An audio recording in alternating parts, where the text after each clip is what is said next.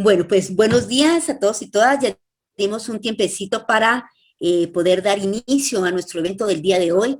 Muchísimas gracias. Muchísimas gracias por estar acompañándonos en este evento que la UNESCO en Latinoamérica ha preparado.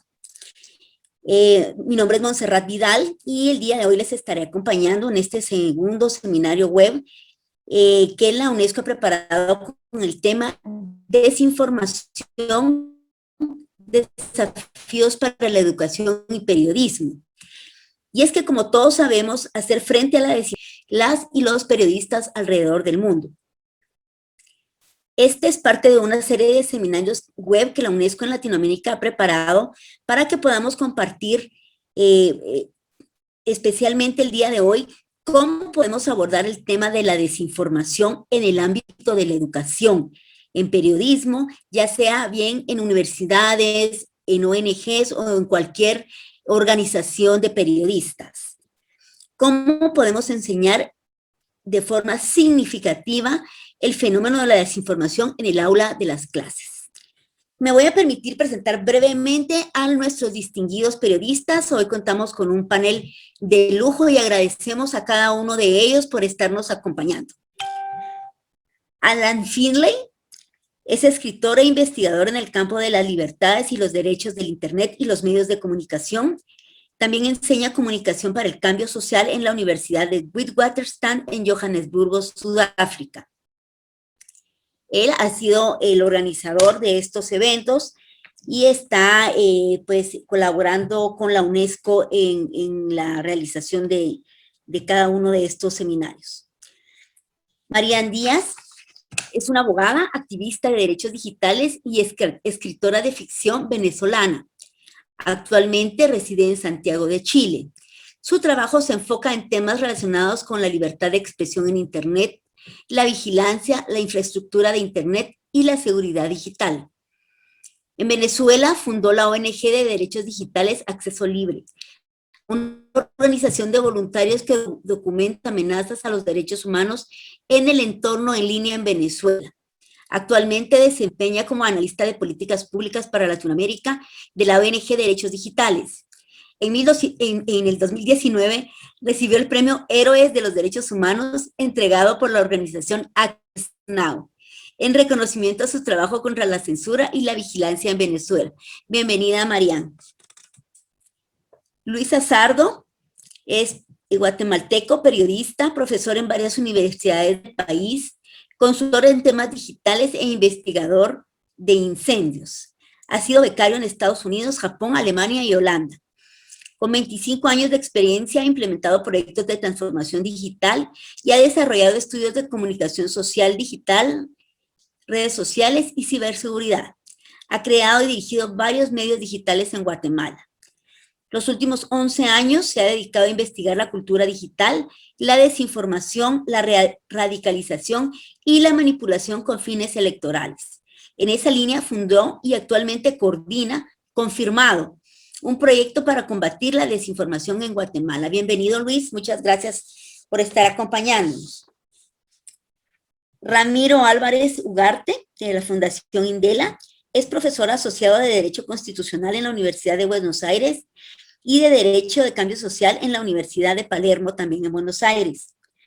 Actualmente está cursando un doctorado en la Facultad de Derecho de Columbia. Anteriormente se desempeñó como abogado de derechos humanos para la Comisión Interamericana de Derechos Humanos del 2009 al 2011 y en la Asociación de Derechos Civiles en Argentina del 2011 al 2014, donde desarrolló la agenda de privacidad. Actualmente es el investigador de la CELE. Bienvenido, Ramiro, gracias por estar acompañándonos. Entonces, buenos días, Gustavo, bienvenido. Buenos días, perdón por el retraso, tenía problemas de conectividad, pero ya lo resolví. No hay problema, todos sabemos que a veces la tecnología es una gran herramienta, pero también a veces nos la juega un poquito en contra. Pero bienvenido, Gustavo, gracias por estar acá acompañándonos. Claro. Gustavo Berganza es sociólogo guatemalteco, analista político y periodista. Ha sido parte de los principales medios de comunicación en Guatemala. Director de la organización Doces. fue graduado de licenciatura en Letras por la Universidad de San Carlos de Guatemala y obtuvo una maestría en Sociología por la Universidad de Pittsburgh, así como un doctorado en Sociología por la Universidad del Estado de Nueva York.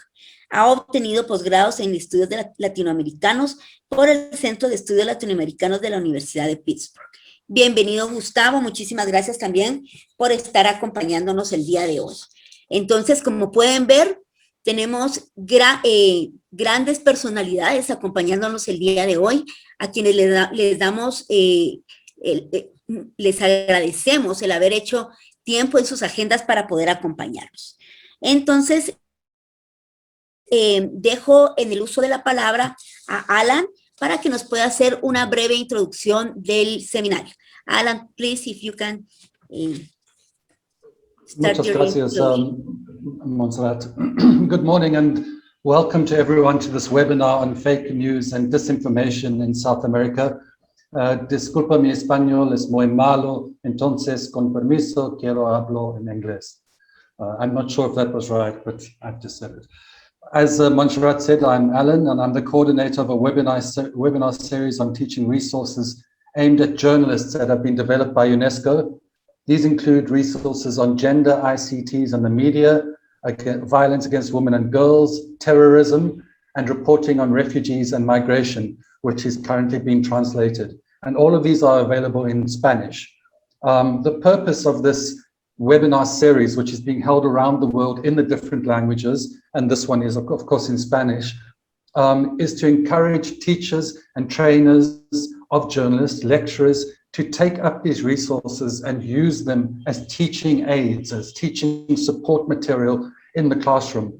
And if you look at them, and I'll soon put up the link for the one on fake news and disinformation, they contain learning modules, they contain questions and frameworks to think about issues, as well as useful references. So they're invaluable resources for lecturers and trainers of journalists.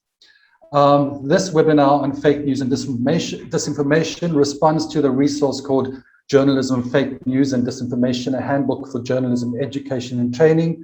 And as I said, I'll place a link in the chat. In a few weeks' time, we'll be holding another webinar in Spanish on reporting on migrants and refugees and how to teach that to learning journalists. And I hope you will join us then too. Thank you very much. Muchas gracias, Montserrat. Ok, Alan, muchísimas gracias. Y la verdad es que tu español es bastante bueno, así que no te preocupes por eso. Pero muchísimas gracias por tu introducción. Bueno, pues entonces vamos a comenzar. Que cada uno de las personas que nos están acompañando el día de hoy nos puedan comentar qué están haciendo desde sus organizaciones para trabajar el tema de desinformación. Entonces vamos a dejar en el uso de la palabra a Marian Díaz. Marian, por favor, si puedes comenzar con tus palabras. Gracias. Gracias, Montserrat. Sí, en efecto, bueno, nosotros en Derechos Digitales hemos estado trabajando el tema de los desórdenes de la información durante bastante tiempo, particularmente tratando de entender cómo funcionan los flujos de los desórdenes de la información en los diversos países de Latinoamérica y particularmente en el contexto electoral, porque como ustedes pues saben, fue como el primer frente de acción. Ahora pues la pandemia abre otros retos, ha abierto otros retos. Recientemente hicimos un reporte, que es lo que me parece en este momento más interesante comentarles, para la convocatoria que abrió el reportero especial de la promoción y protección del derecho a la libertad de opinión y expresión de Naciones Unidas. Y presentamos nosotros nuestra contribución sobre el impacto de derechos humanos de las medidas tanto públicas como privadas para contrarrestar la desinformación. Esta convocatoria, en primer lugar, tenía un lenguaje que invitaba a comentar sobre lo que han hecho los gobiernos y lo que han hecho las plataformas, fundamentalmente, ¿no? Las empresas que manejan sobre todo plataformas de redes sociales, y cuál es el impacto en los derechos humanos de esas medidas. no el impacto de la desinformación misma, sino el impacto de las medidas.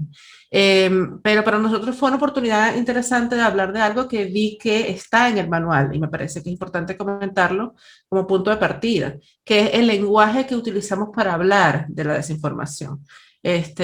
Siento que desde el principio se adoptó este lenguaje de fake news, fake news, fake news, y creo que estamos de acuerdo, porque el manual también lo planteamos en el reporte, de que ese lenguaje no es útil para hablar de lo que estamos intentando hablar, que es una serie de fenómenos que están bajo un paraguas enorme que nosotros preferimos llamar desórdenes de la información.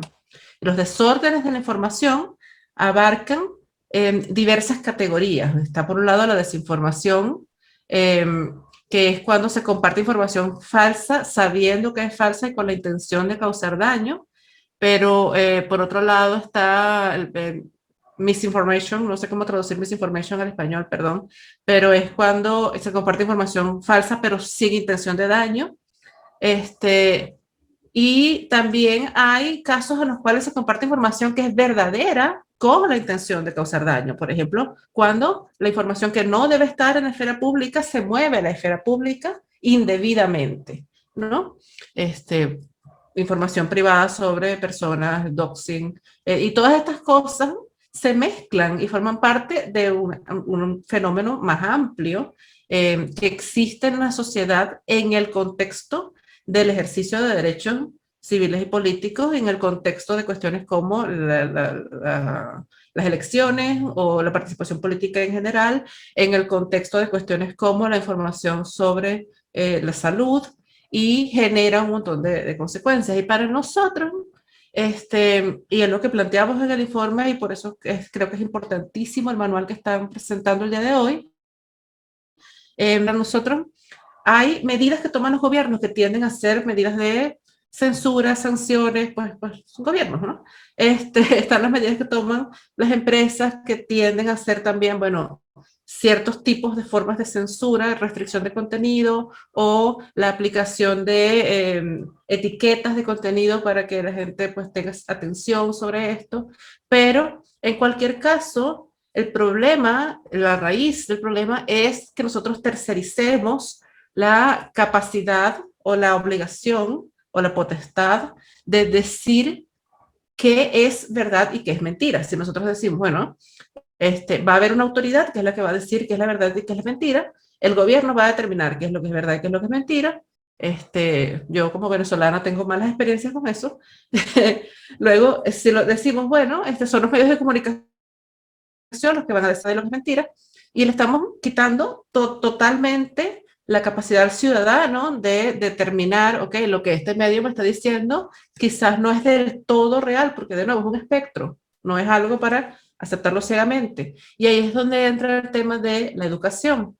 Y para mí ese factor más importante. Si no tenemos una ciudadanía que tenga la capacidad de distinguir cuáles son las preguntas que debe hacerse con respecto a la información, no es que tengan que saberlo todo, pero ver una pieza de información y saber qué preguntarse, qué cuestionar, qué cosas investigar, cuando algo parece que no está bien, que está fuera de lugar. Y eso es una labor educativa de pensamiento crítico que es esencial. Y para mí, el estado en el que está América Latina, en cuanto a lo fácil que es para nosotros caer en la desinformación, lo que me habla es de eso, me habla de una crisis gravísima de capacidad para el pensamiento crítico, que es un problema de educación y no de otra cosa. Y ninguna otra solución que venga de arriba abajo va a poder resolver ese problema por nosotros.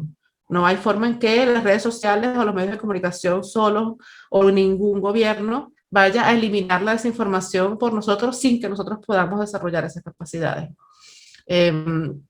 Para mí ese es el punto clave, creo, tanto del informe reciente que pueden encontrarlo en la página de Derechos Digitales, descargarlo y ver nuestras sugerencias ahí, como del manual importantísimo que están ustedes presentando hoy.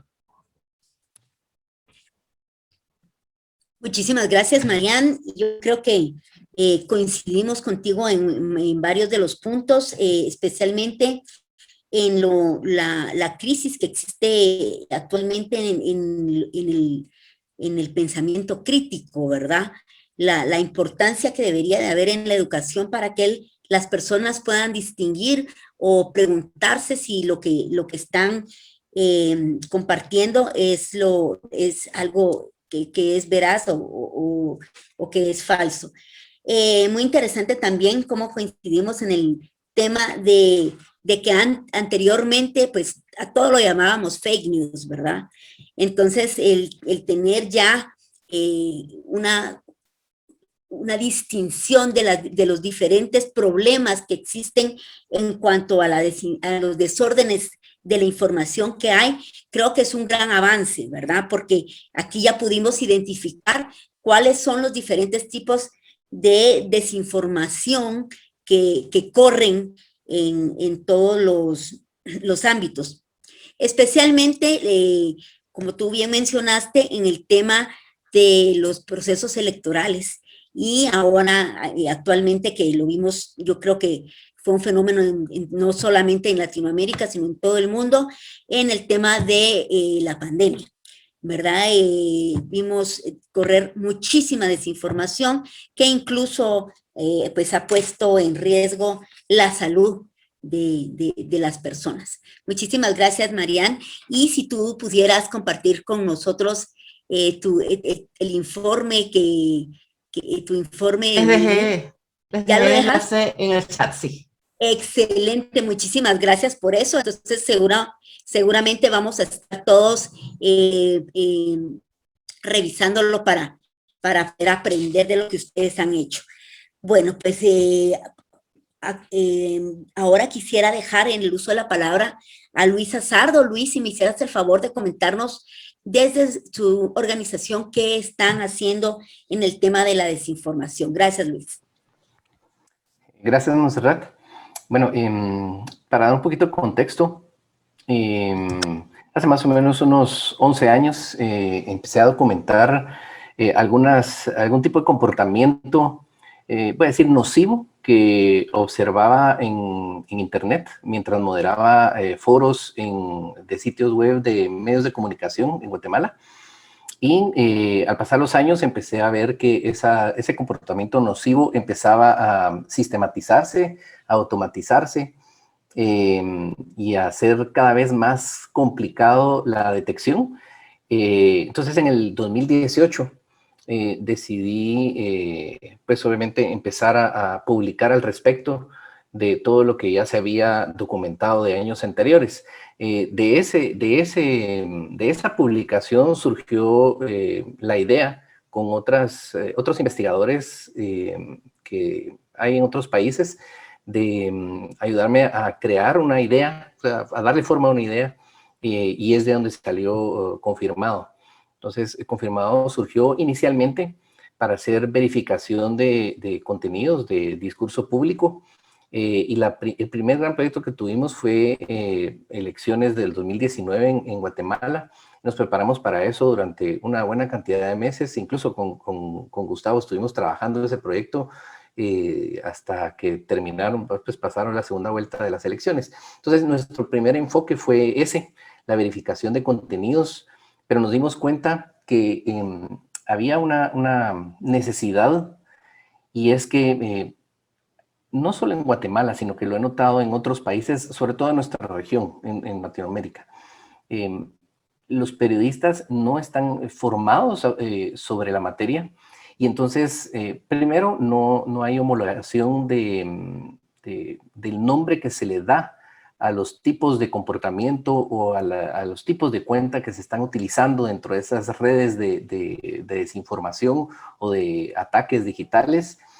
Y entonces vemos que cada quien le da un nombre distinto. Si yo les digo, por ejemplo, en Guatemala, decir Net Center, pues obviamente lo entiende, pero en otros países son cibertropas, en otros países troll factories, y posiblemente se está refiriendo a lo mismo, pero con distintos nombres. Ese fue uno de los primeros problemas que tuvimos cuando empezamos a hacer el análisis propiamente del desorden informativo.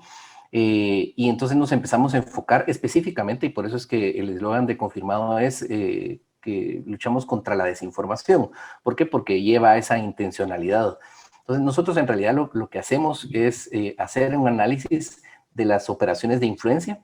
Y cuando hablamos de operaciones de influencia, son todos esos esfuerzos, pagados principalmente, que existen en las plataformas de redes sociales para manipular la percepción y alterar la percepción sobre determinados temas o determinadas personas. Entonces, pues eso es básicamente lo que hacemos hoy día, y a eso le sumamos el esfuerzo de la plataforma en línea que tenemos para educar periodistas, pues es lo que tratamos de complementar. Por un lado, hacer el análisis y explicar claramente qué es lo que está ocurriendo y cómo está ocurriendo, y por el otro lado, educar sobre ese tema. Actualmente estamos desarrollando un estudio específicamente enfocado en periodistas sobre ataques digitales y todo lo que tenga que ver con el desorden informativo alrededor de ciertos casos que tenemos ya ubicados, y eso lo vamos a estar publicando en las próximas semanas, que por supuesto lo vamos a compartir con ustedes. Entonces, cuando nosotros vemos manuales como el que estamos mencionando hoy día, vemos un valor agregado, por lo que mencionaba antes, ese homologar esa terminología, ese comprender perfectamente cómo ocurren esos fenómenos, empezar a llamar a las cosas por su nombre, y educar a la gente sobre cómo puede no solo identificar lo que está ocurriendo, sino que de alguna forma ponerle un alto, ¿ya? Ayudar a combatir ese desorden informativo. Entonces, eso es básicamente lo que estamos haciendo hoy día. Vamos a empezar a enfocar una serie de esfuerzos también en temas de ciberseguridad, que van amarrados a eso. ¿Por qué? Porque la mayoría de gente que se dedica a investigar sobre operaciones de influencia son atacados constantemente y son vulnerados en su seguridad digital. Entonces es importantísimo darle ese impulso también a esa área de protección para los periodistas y para los que investiguen esto más adelante. Luis, muchísimas gracias. Pues tú mencionaste un tema, un fenómeno que se ve no únicamente, como bien dijiste, en Guatemala, sino en Latinoamérica, y que pues en periodos electorales se activan mucho más, pero siempre están ahí presentes, ¿verdad? Los famosos net centers, que así les decimos en Guatemala, y mencionabas que en otros países tienen otros nombres, ¿verdad? Pero pues todos pues, realizan lo mismo, ¿verdad? Son operaciones de influencias pagados, ¿verdad? Por ciertos sectores para impulsar sus temas. Esto es un fenómeno que tenemos en todo el mundo, y que cada vez vemos que hay más de ellos, ¿verdad? Incluso se ha sabido que hay lugares en donde se paga específicamente centros para poder influenciar e impulsar algunos temas. Muchísimas gracias, Luis. Pues como vimos también, Luis ha sido uno de los primeros organizaciones en Guatemala que ha investigado sobre estos temas, y que pues ha estado muy activo y aprendiendo y enseñando especialmente a periodistas sobre cómo manejar la desinformación. Muchas gracias, Luis. Bueno, entonces ahora dejamos en la palabra a Ramiro Álvarez Ugarte, de Fundación Indela. Ramiro, por favor, si nos cuentas tú un poquito sobre lo que están haciendo desde tu organización. Muchas gracias, Montserrat. Primero una aclaración, yo soy miembro del Consejo Asesor de la Fundación Indela. Perdón. Pero no, está perfecto. Pero además soy investigador del Centro de Estudios para la Libertad de Expresión de la Universidad de Palermo, y es ahí donde hemos desarrollado nuestro trabajo sobre desinformación específicamente. Nosotros lo que hicimos fue darnos cuenta de que era, por supuesto, un tema relevante, que estaba muy atado a las cuestiones de las elecciones. Lo habíamos visto de cerca a partir de la elección de Donald Trump en 2016, pero también a raíz del Brexit y del proceso del plebiscito colombiano sobre el acuerdo por la paz. Así que nos dimos cuenta, digamos, de que era un tema relevante, Yo personalmente lo había visto muy de cerca como miembro de la misión de observación de la OEA en las elecciones de Brasil del 2018, si no me equivoco. Sí, 2018. Y ahí, digamos, habíamos visto también que el tema de la desinformación había tenido una presencia muy relevante y bueno, quisimos básicamente estudiar no tanto qué hacían los estados respecto a eso, sino qué hacían las empresas, qué hacían especialmente las grandes plataformas. Entonces desarrollamos una metodología, nos enfocamos en 3 empresas, Facebook, Google, incluyendo a YouTube y Twitter, y básicamente dijimos, bueno, vamos a tratar de rastrear qué acciones tomaron las empresas en los últimos años para lidiar con el fenómeno de la desinformación. Esa investigación se las voy a compartir ahora mismo por el chat del seminario y les cuento brevemente qué es lo que encontramos. Nosotros en esa acción de, digamos, recopilar información terminamos juntando más de 300 piezas de información, ya sea con fuentes oficiales de las empresas o reportes de prensa especializada, y empezamos a tratar de rastrear una por una en orden cronológico para ver en qué medida esas acciones habían sido implementadas o se habían quedado, digamos, en un anuncio cuya implementación no podíamos nosotros verificar desde un punto de vista externo.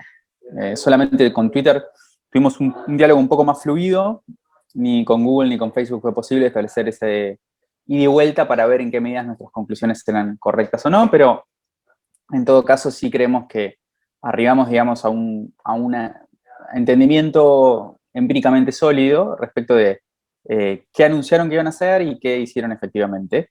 Y esta investigación, que originalmente iba a estar muy enfocada en temas vinculados a las elecciones, terminó, como consecuencia de la pandemia, expandiéndose en el tiempo y involucrando también a otros temas, especialmente cuestiones de salud pública, porque vimos que también la cuestión de la pandemia emergía, digamos, como una excusa que las empresas utilizaban para moderar de manera más robusta los contenidos o tomar acciones, etc. Nosotros lo que, encontramos desde el punto de vista empírico es 4 tipos de acciones. Acciones de concientización que buscan llamar la atención sobre la existencia del fenómeno de la desinformación.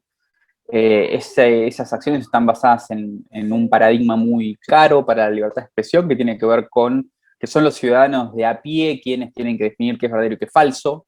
No tiene que haber ningún actor intermedio, especialmente ningún actor estatal, pero también nos parecen problemáticos los actores privados que procuran decirnos qué es verdadero y qué es falso. Creemos que esa es una obligación, digamos, y una carga que corresponde a todos los ciudadanos de una comunidad política democrática.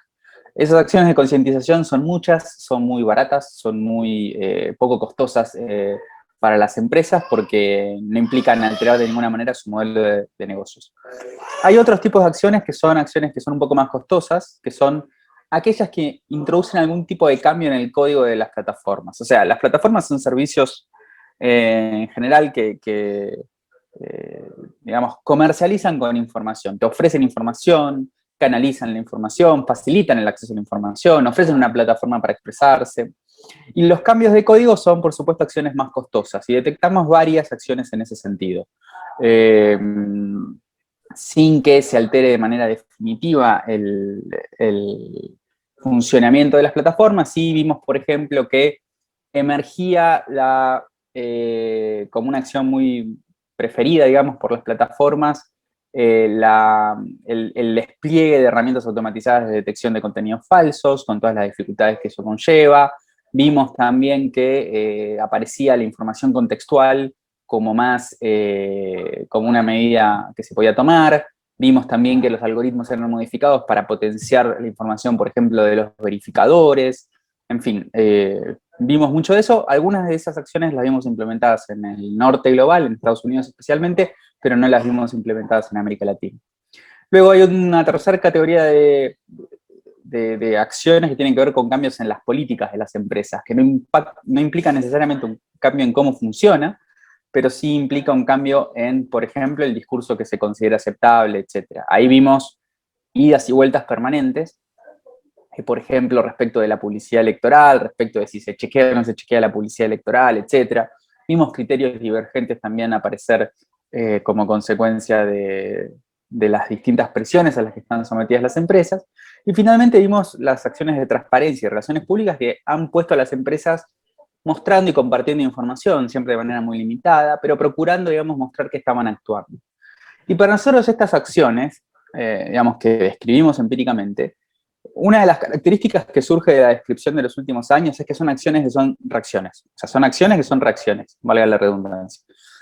Son reacciones a una presión creciente sobre las empresas para actuar ante un fenómeno que se percibe como peligroso para la democracia, especialmente cuando nos limitábamos a pensar en los temas de elecciones. Ahora también son fenómenos peligrosos para la salud pública. Hay una percepción compartida en digamos, la política de Occidente de que eso es un problema, y entonces las empresas reaccionan procurando satisfacer las demandas que van surgiendo, pudiendo resistir de alguna manera las iniciativas más duras de regulación fuerte, digamos, sobre las plataformas.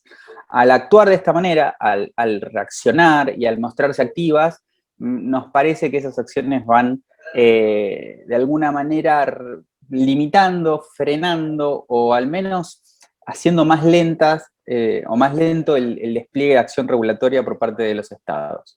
Y eso lo vimos a nivel global, pero también lo vimos en América Latina. Vemos a empresas muy dispuestas a sentarse a la mesa, dispuestas a compartir algo de información, es algo que si quieren podemos discutir después. O sea, han incrementado los niveles de transparencia sin llegar todavía a la transparencia que es realmente necesaria para entender al fenómeno.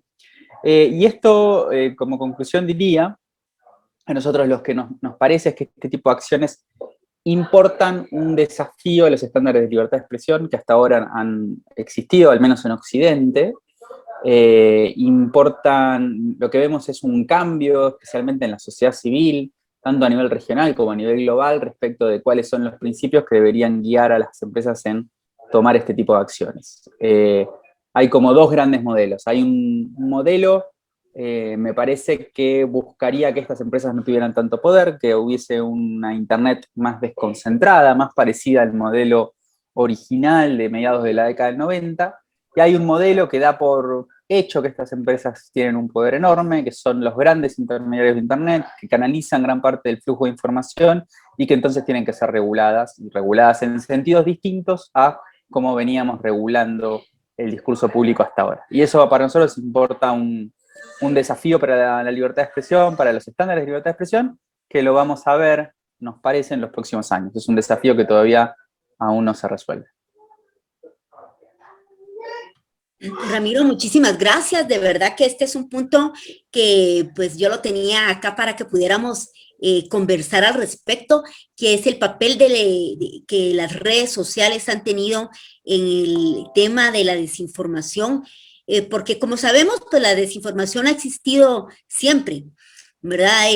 Hay historias desde la época del antiguo Egipto, en donde ya se corría la desinformación para poder perjudicar a otras personas, ¿verdad? Especialmente, y acaba la historia que menciono de una situación política. Pero pues sabemos que las redes sociales lo que han hecho es que pues, la desinformación ahora se viraliza en cuestión de segundos, ¿verdad? En cuestión de segundos podemos encontrar, o sea, la desinformación no puede correr cualquier frontera, o sea, sí ha sido, las plataformas tienen un papel muy importante en este tema. Así que gracias por mencionarlo. Vemos pues que tú mencionas que en el estudio que realizaron, pues sí han visto que las plataformas, las principales plataformas pues están con toda la intención de sentarse a la mesa, con una forma de reacción, como tú bien mencionas, ¿verdad? Porque ya al momento que está todo sucediendo y se empieza a solicitar su ayuda, entonces empiezan a reaccionar, ¿verdad? Y esto a veces, pues, algunas veces ya es un poco tarde, ¿verdad? Cuando ya la información ya hizo cierto daño. Pero, pues, entendemos que según lo que tú comentas, que pues están dispuestos a sentarse y a colaborar. aunque algunas veces tengan algunos costos un poco altos en la creación de códigos, pero también hay otras maneras en las que pueden colaborar y que no requieren tanto esfuerzo económico. Así que esperamos que poco a poco se vayan creando políticas internas dentro de las plataformas. Sabemos que ya existen algunas, pero que pues puedan ir combatiendo de manera más integral lo que es la desinformación, sin afectar lo que es el tema de libertad de expresión, ¿verdad? Así que muchísimas gracias, Ramiro. Y entonces ahora dejamos en el uso de la palabra a Gustavo Berganza, de la organización DOCES. Gustavo, por favor. Muy buenos días a todos. Muchas gracias, Montserrat. Hola, Alan. Muchas gracias, Marian, por tu interesante exposición. Muchas gracias, Luis. Y interesante tu tema, Ramiro. Bueno, yo les voy a contar en qué andamos nosotros. Nuestro interés desde siempre ha sido el análisis de los medios de comunicación convencionales. Sin embargo, a partir de 2019, de 2018, es decir, con toda la proliferación que hubo de los problemas de Cambridge Analytica y la manipulación de los rusos de parte de las redes sociales y la inserción de mensajes de odio y de desinformación en las redes sociales en Estados Unidos, pues nosotros como DOCES iniciamos una exploración, fuimos a México para conocer la experiencia que habían tenido en México Animal Político junto con el mecanismo de verificación de información que implantaron para las elecciones de México del 2018. Y con base en eso comenzamos a planificar la idea de hacer algo semejante aquí en Guatemala. Y aquí nos asociamos con Luis Cesardo, que tenía ya un largo camino recorrido en el tema del combate a la desinformación en redes sociales. Y estuvimos trabajando bajo la sombría de Mirador Electoral. El tema fundamental nuestro fue tratar de construir las falsedades de los discursos de los candidatos, de los discursos públicos, es decir, no nos centramos en combatir, por ejemplo, informaciones que venían del público, sino fundamentalmente lo que se hizo en esta pequeña operación, porque el recurso era limitado y había muy poco financiamiento, pues centrarnos en lo que decían los candidatos. Y yo creo que fue una experiencia interesante.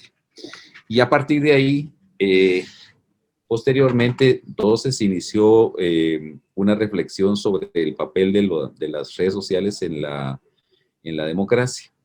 Y esto nos llevó a un pequeño encuentro que hubo en Costa Rica con el Instituto Interamericano de Derechos Humanos, en donde precisamente la reflexión era cuál era el estado actual de la democracia en América Latina. Es decir, con todos los problemas del giro al autoritarismo, del desaliento que ha generado, por ejemplo, las ideologías y la emergencia del populismo. Entonces se hizo una reflexión y uno de los temas que se incluyó por primera vez en este tipo de reflexión sobre la democracia en América Latina fue el impacto que tenían las redes sociales y las nuevas tecnologías de información y comunicación en apoyar, en desarrollar, en retrasar o en combatir, digamos, las estructuras democráticas.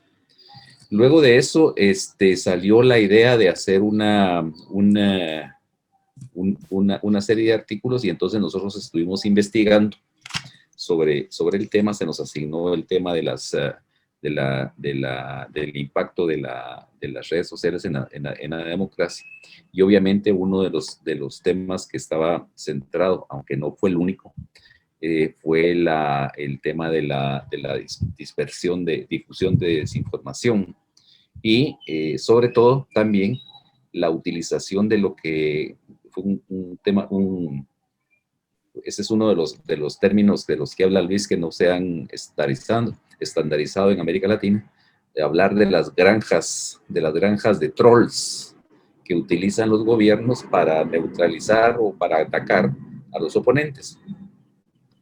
Y salió creo que salió un análisis muy interesante, aunque demasiado coyuntural, sobre Bolivia, el uso de las redes sociales en Bolivia, en Ecuador, El Salvador, Venezuela, Nicaragua y Guatemala.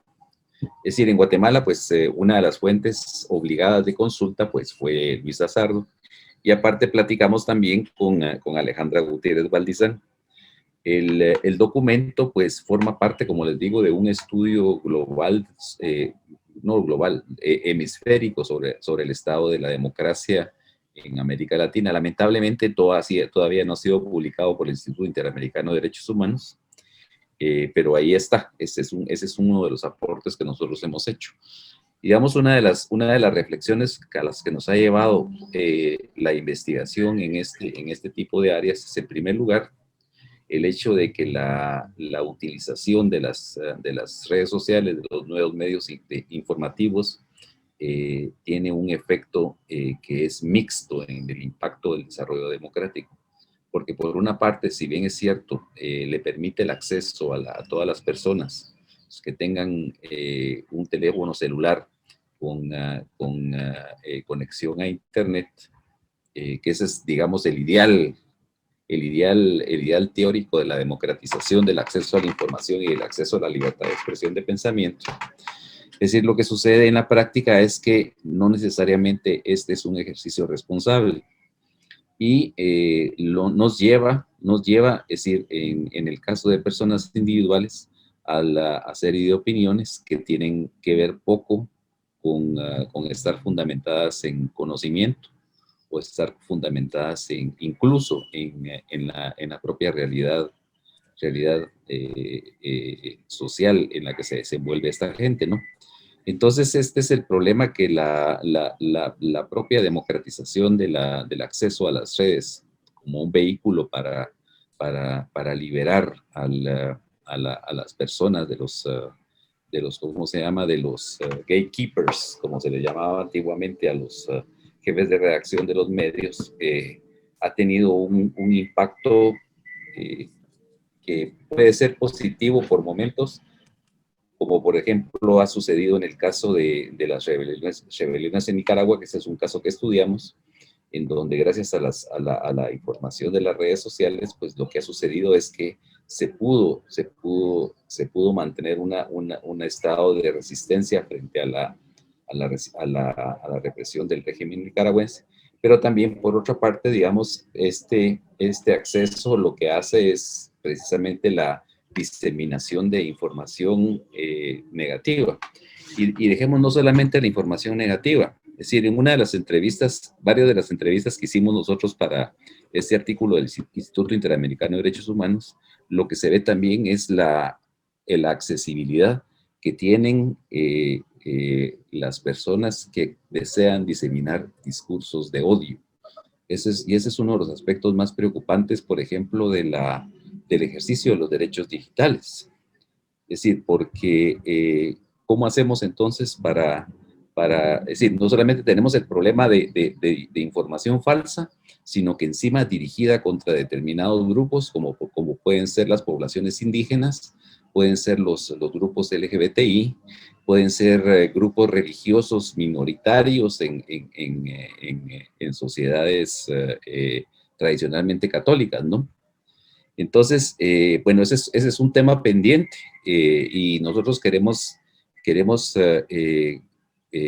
conseguir apoyo para realizar una reflexión mucho más profunda sobre ese tema de los derechos digitales y los discursos de odio y la democratización del acceso a la libertad de emisión del pensamiento, que es obvio, eso es innegable, sí ha logrado el acceso a las redes sociales.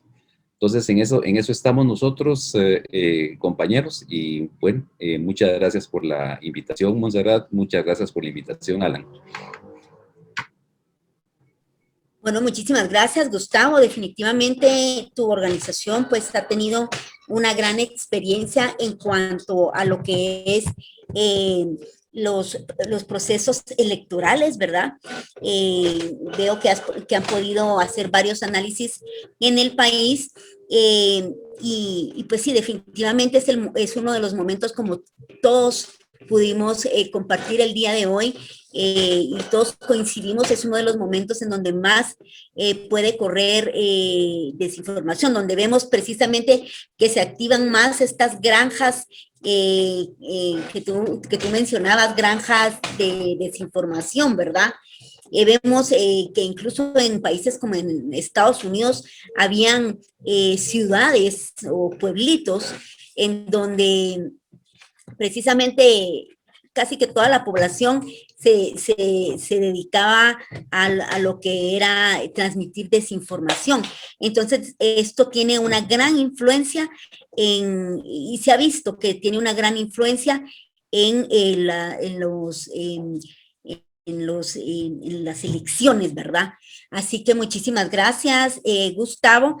Y bueno, aquí pudimos ver que se compartieron diferentes temas, ¿verdad?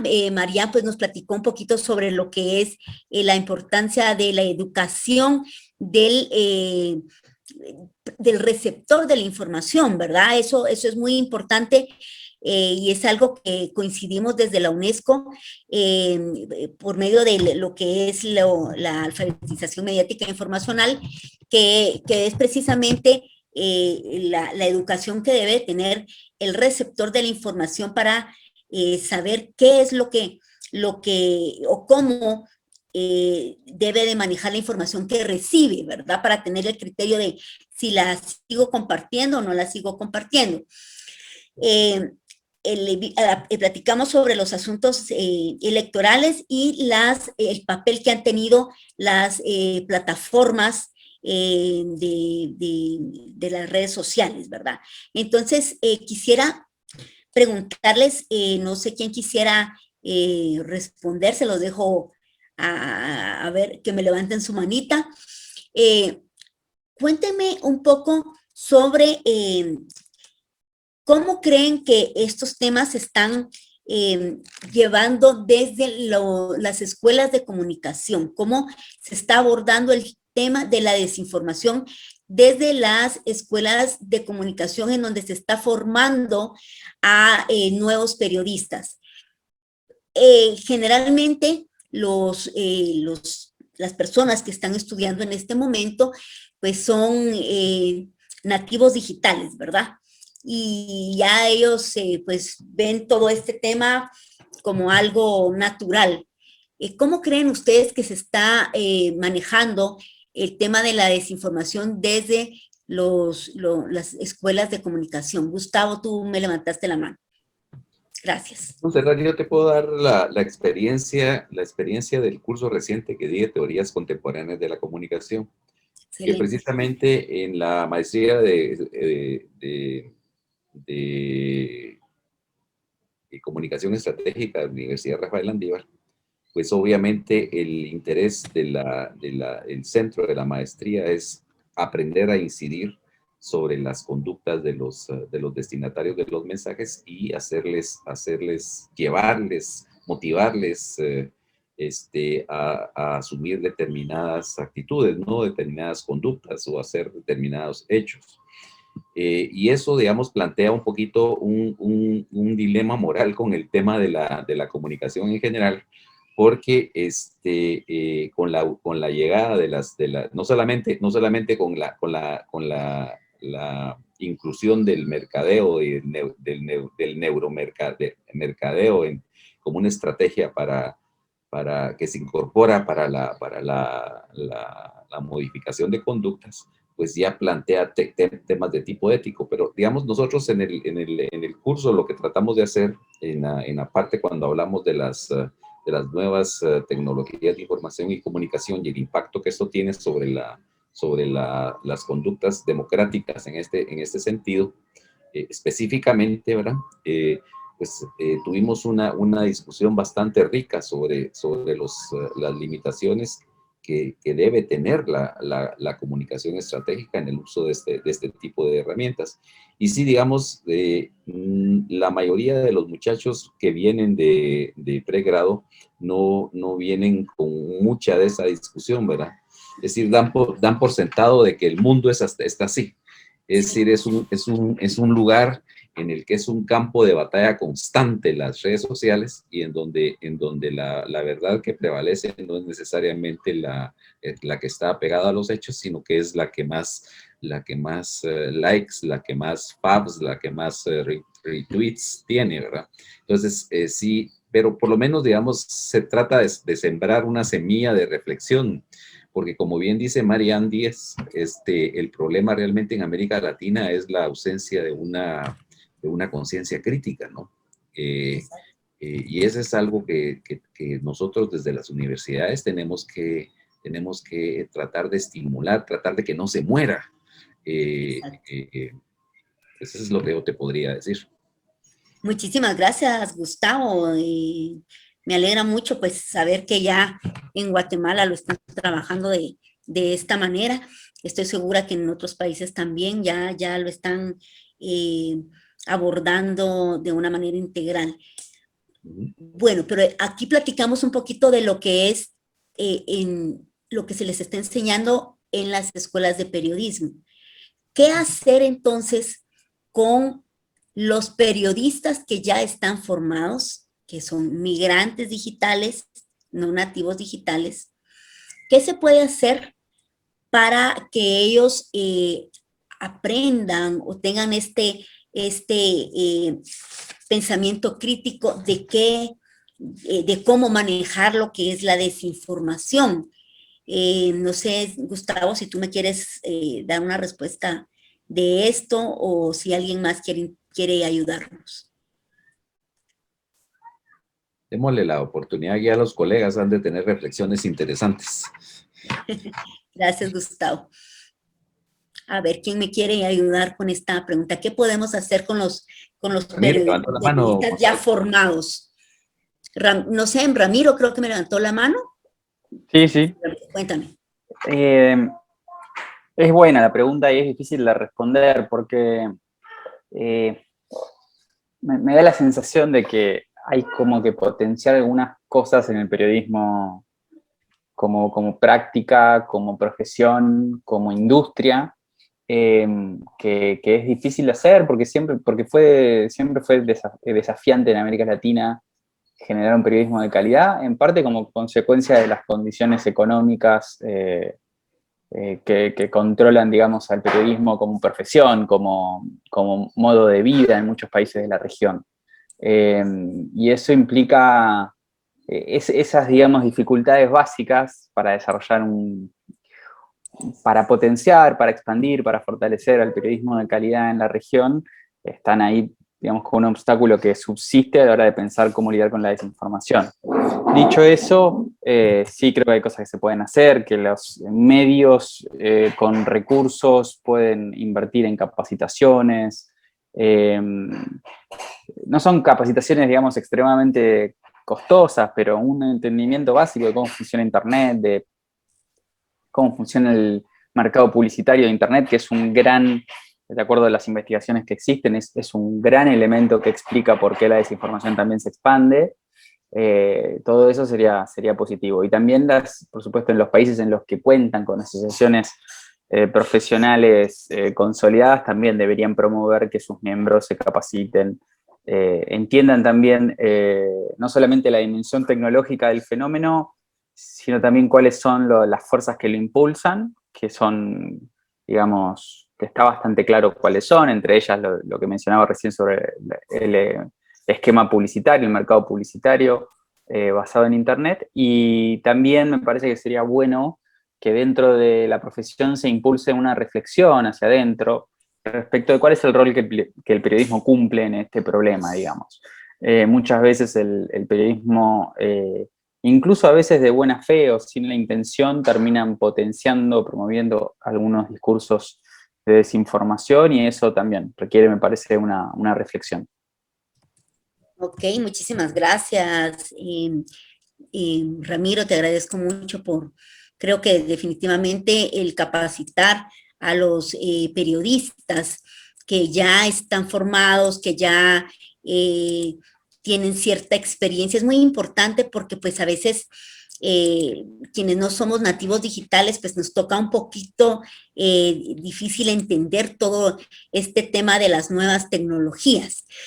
Ya no quisiera yo continuar con mis preguntas, sino quisiera dar espacio para las personas que están participando el día de hoy para pues dejarles responder sus dudas. Entonces, si tienen alguien alguna duda, algún comentario que quisiera compartir, también es válido quien quiera compartir alguna experiencia, alguna situación desde sus países. Por favor, pues me levantan la mano y aquí tenemos a varios, tenemos 22 espectadores, aparte de los espectadores que tenemos en Facebook Live. Así que le dejo, pues, en el uso a nuestros brillantes panelistas en la libertad de contestar las preguntas que ustedes tengan. No sé si alguien quisiera hacer alguna pregunta, que pudiera levantar su mano.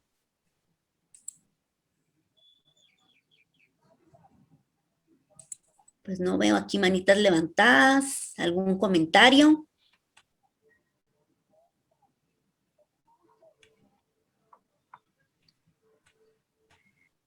Bueno, yo creo que nuestro...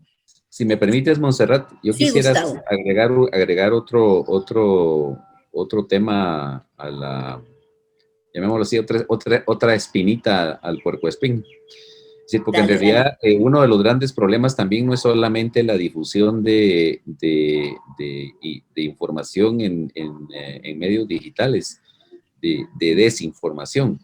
Es decir, lo que nosotros también tenemos que pensar cómo abordar es el deseo de recibir desinformación por medios digitales. Ese es el problema, ¿verdad? Es decir, tenemos un problema de combatir la oferta, pero ¿cómo combatimos la demanda? Esa es una cuestión que va más allá, por ejemplo, de lo que pueden hacer las capacitaciones a los periodistas. Pues ese es un problema ya estructural de los sistemas educativos, diría yo, de las sociedades, ¿no? Es decir, ¿en qué medida una sociedad es capaz de formar a sus ciudadanos de tal forma que sean, por ejemplo, capaces de no caer en ese tipo de provocaciones y creer a la primera lo que reciben en un grupo de WhatsApp, por ejemplo, ¿no? Que solo porque lo envía una persona de confianza ya resulta que esa pieza de desinformación, que no necesariamente fue hecha por un periodista, ya tiene un alto valor de credibilidad y de verdad. Entonces hay que pensar también desde cómo abatir la demanda por la desinformación, cómo abatir ese vicio, ese gusto por el chisme, ¿verdad? Que existe tanto entre los consumidores de información. Gracias, Gustavo. Muy importante buscar la manera de que la desinformación que corre como chisme sea, tengamos ese criterio de saber si lo queremos compartir, si no lo queremos compartir, porque levanta ese morbo muchas veces de que a la gente le gusta, como tú bien mencionas, ¿verdad? Y yo creo que esto es algo que sucede no solo en la región, sino en el mundo entero. Ramiro, tú levantaste la mano primero, cuéntame, ¿qué quieres saber? Cuéntame qué quieres saber. Sí, no, creo que lo que señaló Gustavo es fundamental, es clave, y creo que todavía no entendemos bien la dimensión del problema en el que estamos, porque hay, digamos, cuando yo también estudié o intenté entender, digamos, qué es lo que la ciencia dice sobre la desinformación, o sea, qué efectos tiene la desinformación. Originalmente pensé en términos de campañas políticas, en contextos electorales. Uno se encuentra con que hay una dimensión del fenómeno que es muy difícil de entender, que es muy posible que en muchos casos la desinformación no tenga efectos epistémicos. Es decir, que la desinformación no tenga efectos en lo que las personas creen como verdadero o falso. Es decir, es muy posible que las personas reciban desinformación y la repliquen, y la consuman, y la repliquen sin creer que lo que están compartiendo es verdad, digamos. Entonces, cuando uno dice, bueno, si comparten información que saben que es falsa, ¿por qué lo hacen? Y una de las hipótesis que está razonablemente bien fundamentada en algunos estudios empíricos dice que es por razones de identidad política. Hay cierta desinformación, cierta información falsa que circula y que es replicada porque genera a que las personas que lo replican se sientan partes de un determinado colectivo y eso impulsa, digamos, hacia adelante el fenómeno. Y después, incluso cuando la desinformación sí tiene efectos epistémicos, que me parece que en materia política lo vimos en la última elección presidencial de Estados Unidos, ¿no? Donde había una enorme cantidad de partidarios del presidente saliente que creían que había habido un fraude electoral, cosa que era ridícula, que nadie serio cree que haya ocurrido, y sin embargo lo creían realmente. Y se vio ese nivel de credibilidad de esa desinformación el 6 de enero, con el avance sobre el Capitolio, donde pudimos ver, digamos, efectos muy concretos y preocupantes respecto de ese tipo de fenómenos. Y ahí, cuando las personas efectivamente creen en información falsa y actúan en consecuencia, estamos en un problema serio, pero que es un problema que excede a la desinformación en Internet y que me parece que tiene que ver con el estatus de verdad que existe hoy en nuestras sociedades, donde vemos permanentemente el surgimiento de grupos que rechazan los conocimientos científicos más asentados,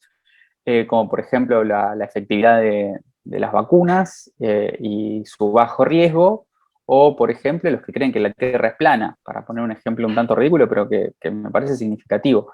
Ahí también hay una dimensión de identidad y de rechazo a los discursos científicos que me parece que ameritan una reflexión en términos de por qué eso ocurre. Y me parece que es una reflexión en la cual no hay que ser complacientes con los errores cometidos especialmente por las élites gobernantes, con la exclusión y la desigualdad que existen en nuestras sociedades, porque en general hay una fuerte correlación entre, y esto también ahora recuerdo así, me vino a la mente un paper que muestra que hay una altísima correlación entre creer en información falsa y sentirse que no tenemos poder, sentirse como sin capacidad de acción en nuestra vida, sentirse que el mundo opera por fuerzas que nosotros no entendemos y que ciertamente no controlamos.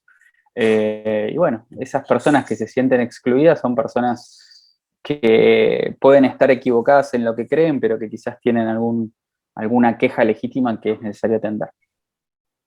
Muchísimas gracias, Ramiro, te agradezco mucho tu intervención. Luis, tenías algo también que agregar, cuéntanos. Sí, yo quería abonar tanto a lo que dijo Gustavo como a lo que me acaba de mencionar Ramiro. Creo que hay que contemplar dos cosas. Una es que, pues obviamente hay que considerar la parte técnica o tecnológica, llamémoslo así, todo lo que tiene que ver con algoritmos y demás, que al final de cuentas es algo que hoy por hoy solo existen estudios desde el punto de vista más norteamericano, por ponerlo de esta forma, y no existen estudios específicos, más allá del que mencionaba Ramiro anteriormente, sobre lo que hicieron las plataformas en los últimos años, sobre realmente lo que está pasando en nuestros países. Entonces, a eso le quiero sumar este punto importantísimo que lo discutimos hace un par de semanas con otros investigadores sobre desinformación, y es que nos hemos dado cuenta que la crisis que estamos enfrentando actualmente, sobre todo los periodistas, no es una crisis relacionada a la verdad.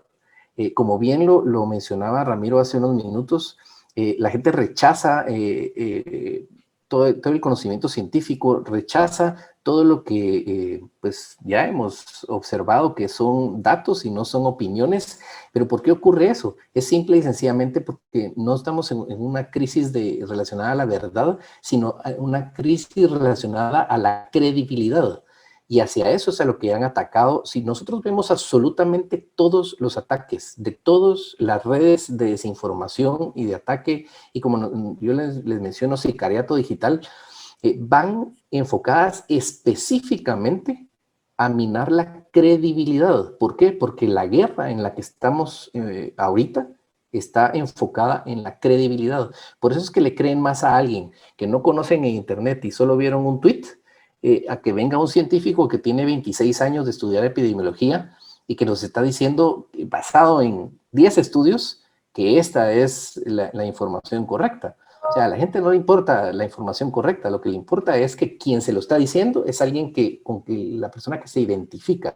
Entonces, cuando nosotros logramos comprender que el punto de partida es la credibilidad, tenemos que notar las conductas específicamente de los periodistas, sobre todo en Internet, porque muchísimas veces los ataques que van dirigidos a periodistas son utilizadas ciertos aspectos del comportamiento del periodista. Y entonces ahí es como darle una puerta, abrirle la puerta a esas redes de desinformación, a esas redes de ataque, a que precisamente logren atacar la credibilidad del periodista. Entonces, una vez atacan la credibilidad del periodista, aunque el periodista esté haciendo un trabajo excelente y que esté mostrando una información veraz, ya la gente no la va a tomar en cuenta. Entonces, creo que es algo que nosotros como periodistas debemos de tomar en cuenta, considerar y aprender a medirnos sobre lo que estamos haciendo en Internet. Porque todo lo que hacemos es público y al momento de ser público puede ser utilizado o mal utilizado por terceros. Muchísimas gracias, Luis. Muy importante lo que tú acabas de mencionar, de que pues es importante que los periodistas se midan y de una manera responsable entiendan que lo que están compartiendo es algo que va a influir directamente en el público que les sigue, ¿verdad? Entonces, muy importante lo que tú acabas de mencionar. Marian, también tú querías agregar algo a la conversación. Cuéntanos. Sí, me parece súper interesante y valioso lo que han agregado mis compañeros. Particularmente esto último que acaba de decir Luis, que encuentro bien importante recalcar, que en efecto hay una crisis no solo de credibilidad, sino de autoridad. Es una cosa que las sociedades viven periódicamente, pero que obviamente en una sociedad globalizada se ve magnificado, ¿no? El desinterés en creer en cualquier tipo de autoridad y en consecuencia pensar que las autoridades, todas ellas, nos están mintiendo. Y como decía Ramiro, hay un tema de locus de control que es bien importante, ¿no? Cuando tú dices, bueno, todo lo que me han dicho siempre es mentira y yo no puedo hacer nada hacia eso. Realmente ahí hay otras, puede que esto que estoy diciendo sea una mentira, pero debajo hay unas verdades subyacentes que tienen relación con la ausencia de poder de esa persona en la sociedad y en su vida, ¿no? Sobre todo en sociedades muy desiguales. Y lo que yo quería agregar era con respecto al problema del modelo de negocios, ¿no? Que para mí es, hablaba yo por un lado de la educación y de la sociedad de pensamiento crítico, pero entonces el modelo de negocios es el motorcito que está alimentando eso, ¿no? Tenemos unos sistemas, tanto en medios digitales como en medios híbridos, como en redes sociales y medios que se alimentan de las redes sociales, que responden a clics y a tráfico, y los algoritmos están hechos de una manera que no los podemos abrir porque pues nadie entiende lo que pasa adentro, pero sabemos que responden más al contenido que es más polarizante. Es decir, mientras más comentarios tiene algo, mientras más reacciones tiene algo, mientras más tweets citados tiene algo, un tweet, entonces más lo destacamos, ¿no? Y eso lo que hace es incrementar el tráfico hacia la desinformación, en vez de hacer lo contrario, en vez de valorizar la información que está bien hecha, que está bien investigada. No, como no nos gusta eso, porque no nos gusta porque es extenso y no es polémico. Por un lado no es polémico, entonces no lleva a debate, a discusión, no le interesa pelear con eso porque eso está bien. Y por otro lado es extenso y la gente no quiere leer tanto, la gente quiere TikToks. Yo quiero TikToks, no sé ustedes, estoy cansada, yo quiero TikToks. Entonces, y no es contra de TikTok esto, TikTok tiene cosas muy buenas, pero el punto El punto es que el contenido que es falso o desinformativo, en el sentido de no necesariamente es falso, pero busca dañar, el contenido que tiene elementos que no necesariamente son discursos de odio, pero que tiene elementos odiosos u odiantes, ese es el contenido que impulsa el tráfico. Y nosotros mismos tenemos parte de culpa en esto porque alimentamos el algoritmo, ¿no? Yo siempre se lo digo a la gente que me sigue, no te involucres con este contenido, no le respondas, no le des visibilidad, no lo cites y miren seguidores esta persona que es homofóbica y horrible. No, porque lo que estás haciendo es incrementar la visibilidad. Y eso pasa con la información, la desinformación. Y por eso es que las medidas que busca, por ejemplo, WhatsApp, para cortar la desinformación es impedir que ese mensaje se reenvíe más de tantas veces, porque una persona ve una de estas cadenas y lo que hace es que se lo reenvía a todo el ser vivo que conoce que tenga WhatsApp, y algunos que